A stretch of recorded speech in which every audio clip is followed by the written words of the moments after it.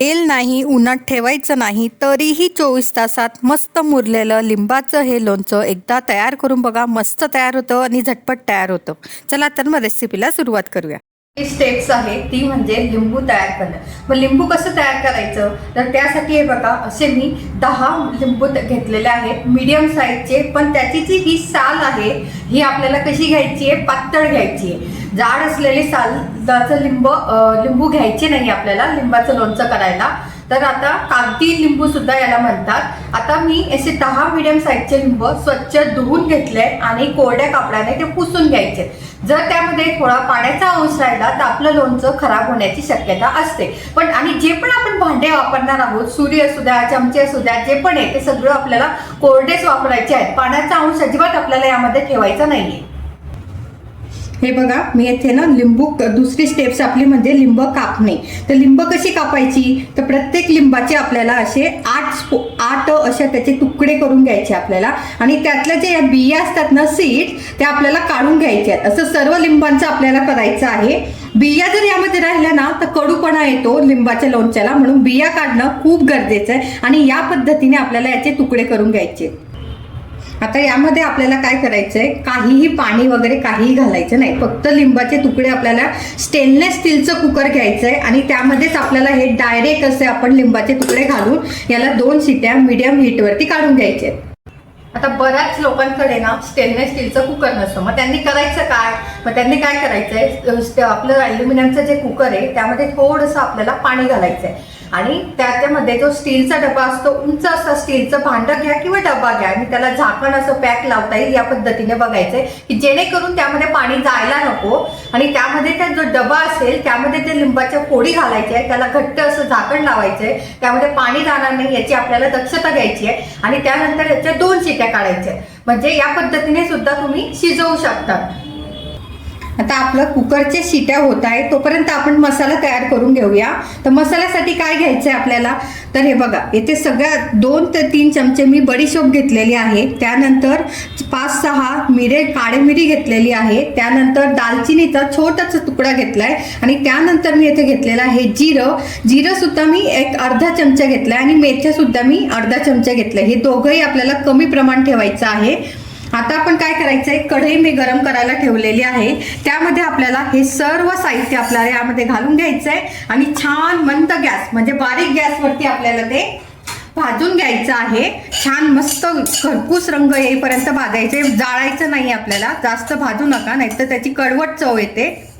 आता हे बघा मस्त भाजून घेतलेलं आहे आणि सुगंध त्याचा इतका छान येतोय ना, खूपच सुंदर येतोय. आता काय करायचंय, मिक्सरचं भांडं घ्यायचंय आणि त्यामध्ये आपल्याला हे मसाला घालून घ्यायचाय.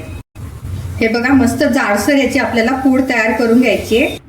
हे बघा मस्तपैकी 3 शिट्या काढून घ्यायच्या आहेत. आणि हे लिंबाचं जे लोणच्याचं जे साल आहे ते शिजलं की नाही आपल्याला थोडंसं हाताने असं चेपून बघायचंय. थोडंसं ना आपल्याला शिजून घ्यायचंय. हे बघा हे शिजलंय, छान दाबलं जातंय, म्हणजे हे छान शिजलेलं आहे. तर आपण काय करायचंय आता की यामध्ये ना हे घालायचंय आपल्याला, थोडंसं चवीनुसार मीठ घालायचं आहे. आता हे लोणचं ना आपण जे लोक डाएट करतात त्यांच्यासाठी सुद्धा हे छान आहे, कारण आपण यामध्ये तेल वापरत नाहीये आणि उन्हामध्ये सुद्धा आपल्याला वाढवायची गरज नाहीये. 24 तासात आपलं हे छान लोणचं मुरलं जातं. आता यामध्ये आपल्याला घालायचं आहे लाल तिखट मी येथे 2 चमचे घातलेला आहे. आणि त्यानंतर थोडीशी हळद, तुम्ही ऑप्शनल आहे, जर उपवासासाठी तुम्ही हे जर खाणार असाल तर हळद घालू नका. आणि त्यानंतर आपण जो मसाला तयार करून घेतलेला आहे तो मसाला आपण यामध्ये घालून घेऊ. आणि त्याचबरोबर यामध्ये मी 1 मोठी वाटी गूळ घेतलेला आहे. तुम्ही गुळाच्या ऐवजी साखर सुद्धा घालू शकतात. आता छान आपल्याला हे मस्तपैकी मिक्स करून घ्यायचं आहे. आता हे काय करायचं आहे, मी स्टीलचंच कुकर घेतलंय त्यामुळे मी येथे याच कुकरमध्ये मी हे सर्व मसाले घालून घेतले. तुम्ही जर ॲल्युमिनियमचं घेत असाल तर दुसऱ्या स्टीलच्या पातेल्यामध्ये हे सर्व काढून मग तुम्ही सर्व मसाले घालून मिक्स करून घ्यायचं आहे.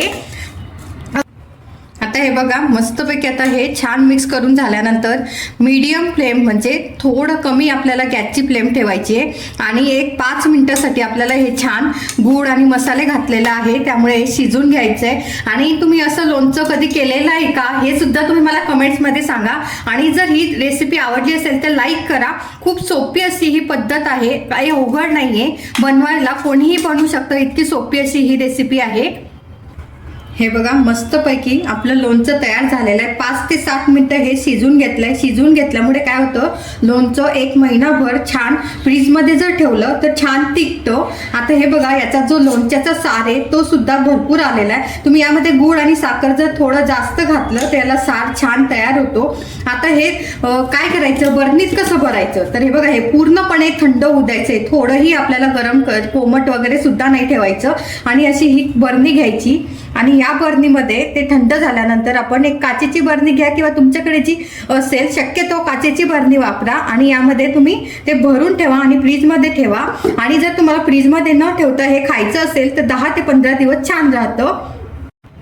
आता हे बघा हे लोणचं कधी खायला तयार होतं, तर हे बघा हे लोणचं आपण तयार केलेलं आहे, याला कमीत 2 दिवस तरी याला लागतात पूर्णपणे मुरण्यासाठी। आणि छान मुरलं ना त्यानंतर मस्तपैकी आपलं हे लोणचं तयार होतं, खायला तयार होतं। तर याला केल्यानंतर लगेच खायला घेऊ नका, हे 2 दिवस तसंच राहू द्या। हे 2 दिवसामध्ये छान असं हे मुरलं जातं आणि मुरल्यानंतर त्याला टेस्ट खूप छान येते आणि घरातल्यांना हमखास सगळ्यांना आवडेल असं हे लोणचं आहे।